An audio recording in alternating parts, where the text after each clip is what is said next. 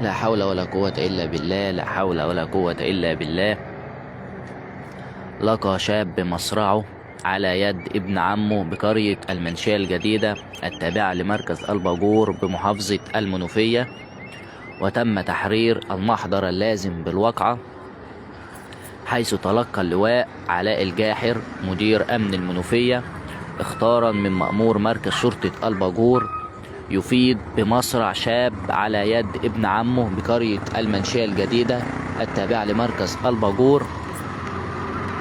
وبالانتقال والفحص تبين مصرع الشاب أحمد سالم 23 سنة على يد ابن عمه شعبان حمدي بسبب خلافات عائلية بينهما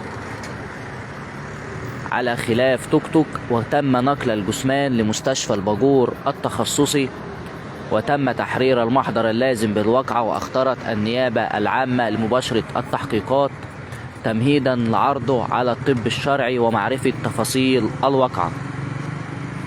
وشهدت مستشفى الباجور وجود أسرة المجني عليه في حالة انهيار شديدة داخل المستشفى، فيما تم وضع الجثمان في ثلاجة حفظ الموتى تحت تصرف النيابة العامة تمهيدا لنقله للمستشفى شبين التعليمي لإجلاء الصفة التشريحية وإنهاء تصاريح الدفن. وتكثف وحدة مباحث الباجور من جهودها لضبط المتهم، حيث لذ بالفرار بعد ارتكابه الواقعة مباشرة. ندعي له ربنا يرحمه ويغفر له ويسامحه. يعني الباجور كلها في حالة من الحزن الشديد على الشاب أحمد سالم خيرة شباب المنشية الجديدة. لا حول ولا قوة إلا بالله.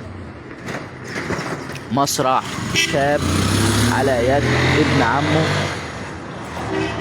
من المنشية الجديدة تابعة لمركز الباجور.